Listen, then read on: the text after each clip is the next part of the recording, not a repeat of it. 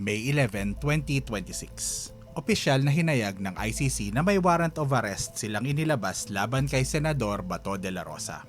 Ito ay matapos ang naganap na pagtugis kay de la Rosa ng mga ahente ng NBI sa loob mismo ng building ng Senado. Kinabukasan, magkasunod na naglabas ng statement ang NBI at PNP na parehong nagsasabi na hindi daw sila magtatangkang arestuhin si de la Rosa sa kabila ng ICC warrant. Ayon sa NBI, hindi daw nila arestuhin si de la Rosa dahil nasa proteksyon nito ng Senado. Pero ang mas kapansin-pansin ay ang statement ng PNP. Ayon sa kanila, wala pa raw silang natatanggap na opisyal na utos upang arestuhin si de la Rosa. Dapat din daw ay dumaan muna ang lahat sa tamang proseso.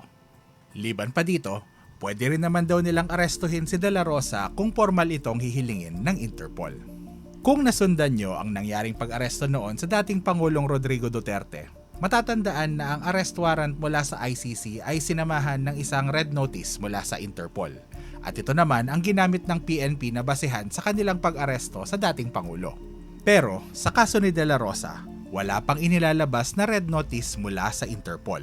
Pero bakit kailangan ng red notice mula sa Interpol bago kumilos ang kapulisan?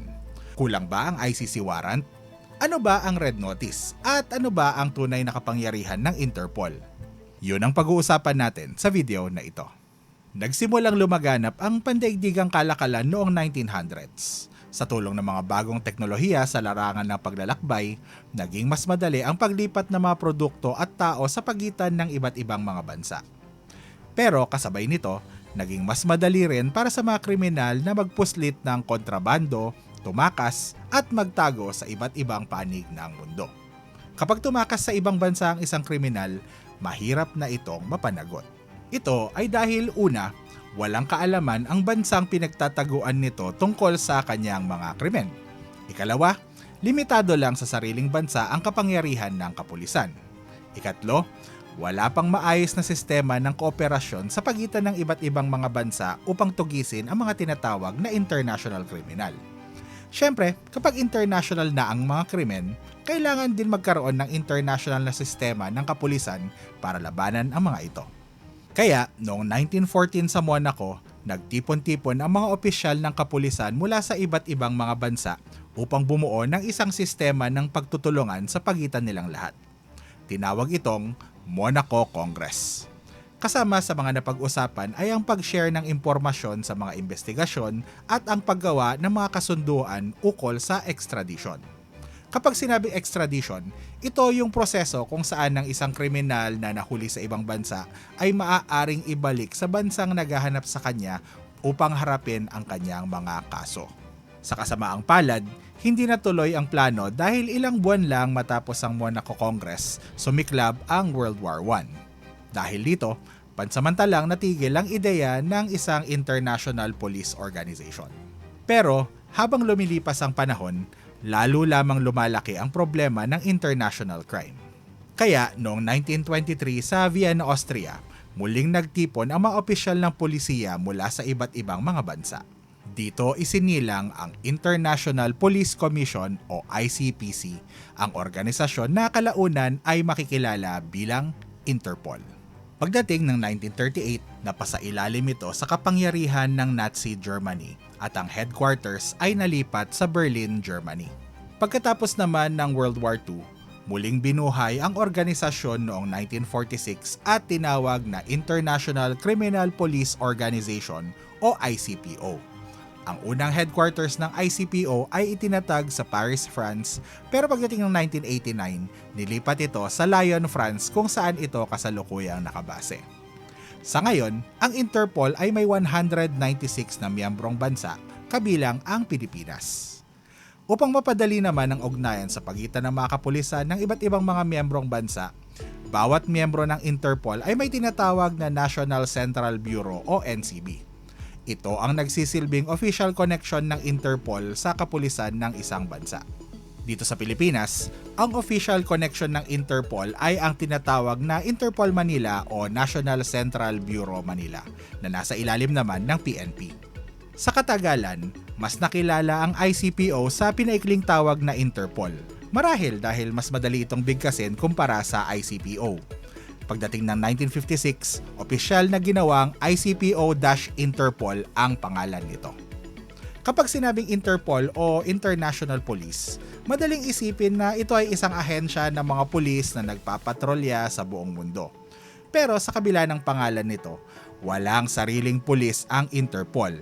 Hindi ito nagpapatrolya at higit sa lahat, wala itong kapangyarihan o karapatan na mang-aresto ng mga kriminal.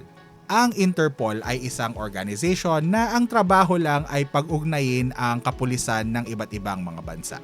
Ibig sabihin, nakadepende pa rin sa desisyon at kooperasyon ng lokal na kapulisan kung ipapatupad nila ang isang pag-aresto. Kahit may red notice mula sa Interpol, hindi pa rin ito automatic na magre-resulta sa pagka-aresto ng isang tao. Ano ba ang red notice na ito at bakit ba palagi natin itong naririnig tuwing nasa eksena ang ICC? Bago ko ito masagot, kailangan nating umikot ng konti para mas maipaliwanag ko ito ng maayos. Una, punta muna tayo sa Interpol at sa relasyon nito sa ICC. Kahit pareho silang mga international organization na may kinalaman sa pagpapatupad ng batas, hindi kontrolado ng ICC ang Interpol. Sila ay dalawang magkahiwalay na organisasyon at walang kapangyarihan ng ICC na utusan ang Interpol. Kung gano'n naman pala, bakit parang lagi silang magkatandem? Kay Duterte, may ICC warrant laban sa kanya, tapos may Interpol red notice at ito ang naging bahagi ng proseso na ginamit ng PNP sa pag-aresto sa kanya. Ngayon, kay Bato naman, may ICC warrant pero walang Interpol red notice kaya hindi daw siya arestoy ng PNP. Ganito kasi yun. Ang kapangyarihan ng International Criminal Court o ICC ay limitado sa pag-iimbestiga, pag-issue ng warrant at paglilitis ng mga kaso na may kinalaman sa mga krimeng sakop ng international law. Wala silang sariling puwersa o kapulisan para arestoy ng mga taong nais nilang litisin. Tulad ng Interpol, nakadepende rin ang ICC sa kooperasyon ng mga miyembrong bansa upang maipatupad ang kanilang mga warrant. Dito ko lilinawin na hindi kailangan makipagtulungan ng ICC sa Interpol para sa mga warrant nito. Ang kailangan lang nito ay ang kooperasyon ng miyembrong bansa. Ngayon, hindi na miyembro ng ICC ang Pilipinas. Dahil dito, ayon sa posisyon ng pamahalaan ng Pilipinas, hindi na obligado ang bansa na tumulong sa pagpapatupad ng mga warrant ng ICC. Ngunit ayon naman sa ICC, may jurisdiction pa rin sila sa mga alegasyon ng krimen na nangyari noong miyembro pa ng ICC ang Pilipinas. Pero sa huli, nakadepende pa rin sa desisyon at kooperasyon ng Pilipinas kung ipapatupad nito ang mga warrant galing sa ICC. Sa madaling salita, hindi kaya ng ICC na magsagawa ng pag-aresto ng walang tulong mula sa mga lokal na otoridad dito sa ating bansa. Dito na pumapasok ang Interpol. Gaya ng sabi ko kanina, ang Interpol ay isang organisasyon na nakikipag-ugnayan sa mga kapulisan ng iba't ibang mga bansa. Tulad ng ICC, wala rin itong sariling puwersa at nakadepende rin sa kooperasyon ng isang bansa. Pero ang mahalagang pagkakaiba nila sa ICC ay miyembro pa rin tayo ng Interpol. Dahil dito, may matagal nang umiiral na sistema ng kooperasyon sa pagitan ng Pilipinas at Interpol pagdating sa international law enforcement. Sa katunayan, ilang beses na ring nakipagtulungan ang Pilipinas sa Interpol upang tugisin ang mga kriminal na wanted sa bansa at nagtago sa ibang panig ng mundo. Kaya sa ilang mga kaso tulad ng kina Duterte at De La Rosa, maaaring dumaan sa Interpol ang ilang international request o notice na may kaugnayan sa mga warrant ng ICC. Kumbaga sa panliligaw, ginagawang tulay ng ICC ang Interpol dahil close ang Pilipinas at Interpol. Ngayon, pag-usapan na natin ang mga warrant at red notice. Ang mga warrant ay galing sa ICC. Ang mga red notice naman ay galing sa Interpol. Ang arrest warrant mula sa ICC ay isang legal na kautusan na parang nagsasabing hanapin at arestuhin ang taong ito at dalhin sa harap namin para siya ay litisin. Ang red notice naman mula sa Interpol ay isang alert o mensahe na nagsasabing wanted ang taong ito. Hindi ito arrest warrant kung hindi isang international alert lamang. Ngayon, babalik na tayo sa nangyari kay Duterte at sa sitwasyon ni Bato. Noon, may arrest warrant si Duterte mula sa ICC.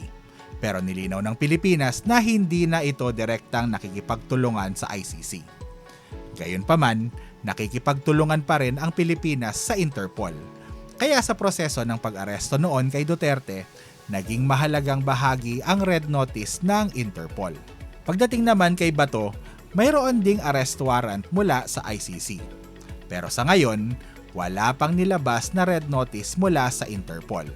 Kaya para sa PNP, wala pa silang natatanggap na opisyal na request o direktiba kaugnay sa pag-aresto kay Bato de la Rosa.